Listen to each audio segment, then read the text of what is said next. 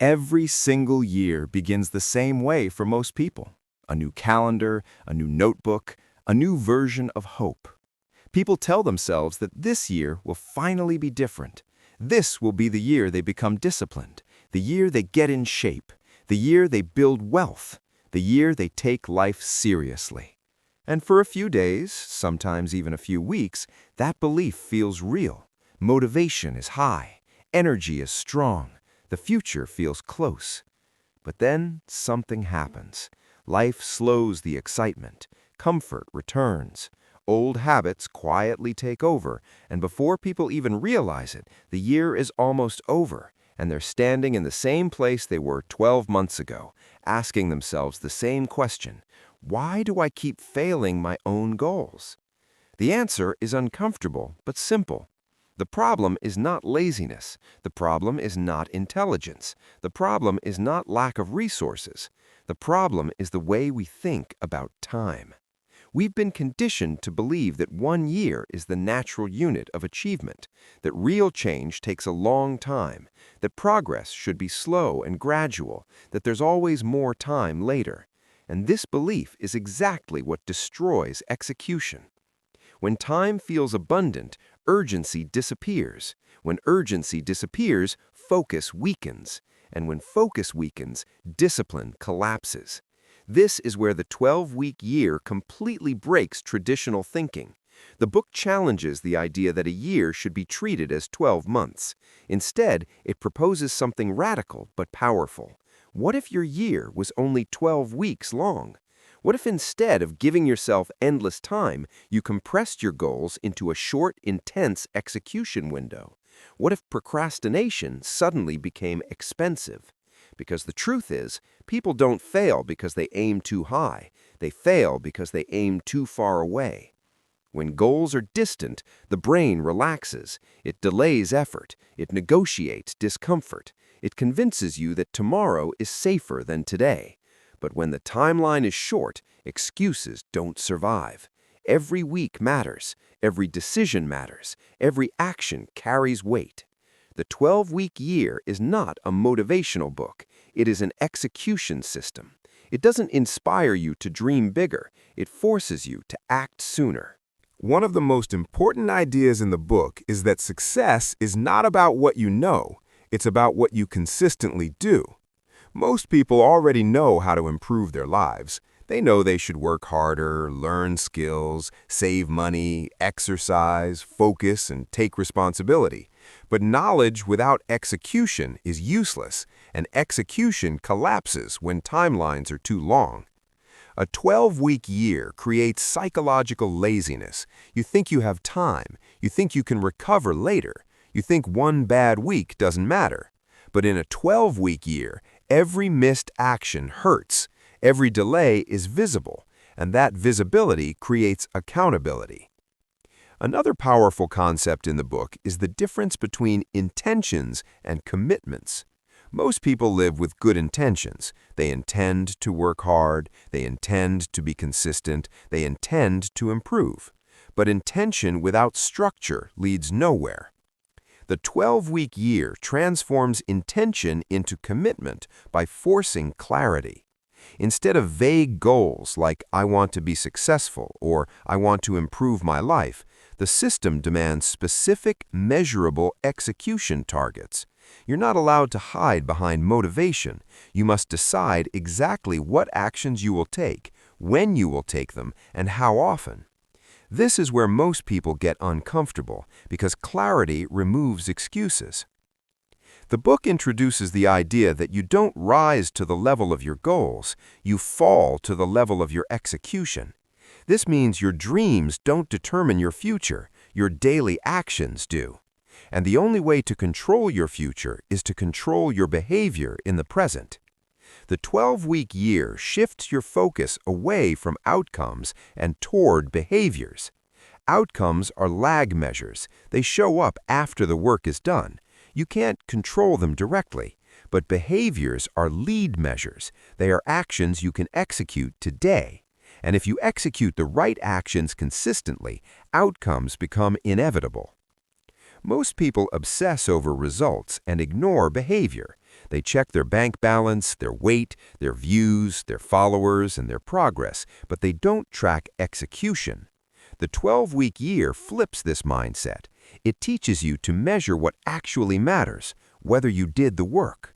Execution is tracked weekly through scorecards. Not emotionally, not based on feelings, but based on facts. Either you did what you said you would do, or you didn't. This honesty is uncomfortable, but it's powerful, because self-deception is the biggest enemy of growth. The book also emphasizes the importance of weekly planning. Most people live reactively. They respond to messages, problems, and distractions without direction. The 12-week year forces proactive thinking. Every week begins with intentional planning. You decide in advance what actions matter most. This reduces decision fatigue and increases consistency. Another core idea is accountability. Motivation fades, discipline weakens, but accountability sustains action. When you know your execution is being measured, behavior changes. The book encourages creating accountability systems, whether through tracking, partners, or personal standards. One of the most underrated concepts in the book is identity. The system slowly shifts how you see yourself. You stop identifying as someone who sets goals and start identifying as someone who executes. This identity shift is subtle, but it changes everything. When execution becomes part of who you are, consistency becomes natural. The book also challenges the idea of balance. Balance sounds attractive, but it often becomes an excuse for mediocrity. Extraordinary results require focus, and focus requires sacrifice. The 12-week year encourages intentional imbalance. For 12 weeks, one goal becomes dominant. Not forever, just long enough to create momentum. This temporary imbalance leads to long-term freedom. Most people try to balance everything and end up progressing nowhere. The winners prioritize intentionally. Another key principle is environment design.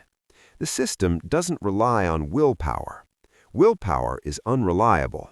Instead, it teaches you to design your environment to support execution. Remove distractions, schedule actions, reduce friction for good habits, and increase friction for bad ones. When your environment supports your goals, discipline becomes easier. The book also reframes failure. Failure is not proof that you're incapable, it's feedback. Missed execution is data. You analyze it, adjust your strategy, and continue. The system doesn't collapse because of one bad week, but standards remain high. Momentum is one of the most powerful forces discussed in the book. When you execute consistently for a few weeks, confidence builds. When confidence builds, effort feels easier. When effort feels easier, consistency strengthens. This positive loop is what allows 12 weeks to outperform 12 months. The urgency of the 12-week cycle compresses learning. Mistakes are identified faster, adjustments happen sooner, growth accelerates. Instead of waiting a year to realize something didn't work, you learn in weeks. New Year resolutions fail because they rely on hope. The 12-week year works because it relies on systems. Hope fades, systems endure. The book also highlights a harsh truth. Most people are comfortable being average. Long timelines protect comfort. Short timelines expose truth. When time is limited, effort increases. When effort increases, true potential is revealed. The system doesn't promise ease, it promises progress. It doesn't ask you to change your entire life forever. It asks you to commit fully for 12 weeks. That's why it works, because 12 weeks feels manageable. 12 weeks feels urgent. 12 weeks feels real. At the end of a 12-week cycle, something powerful happens. Even if you don't hit every target perfectly, you've built a habit of execution. You've proven to yourself that you can stay consistent, and that belief changes how you approach the next cycle. Over time, repeated 12-week cycles compound. Progress accelerates, identity solidifies, life transforms. The biggest lie people tell themselves is that they need more time.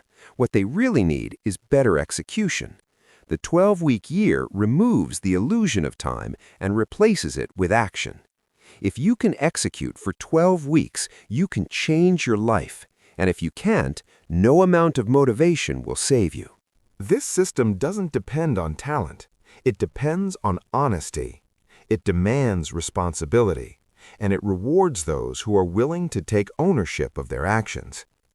The question is no longer whether you want success. Everyone wants success. The real question is whether you're willing to execute when motivation disappears. Because at the end of the day, your life doesn't change in 1 year. It changes in 12 focused weeks, repeated again and again. If this video changed the way you think about time, discipline, or execution, don't let it end here. Hit the like button so YouTube knows this message matters, and subscribe because this channel is not about motivation that fades, it's about systems that actually change your life. And now I want to hear from you. Comment below and tell me one habit, one action, or one goal you're going to execute in the next 12 weeks. Writing it down makes it real, and I read every single comment. Share this video with someone who keeps saying, "I'll start next year," because next year doesn't change lives. Focused execution does.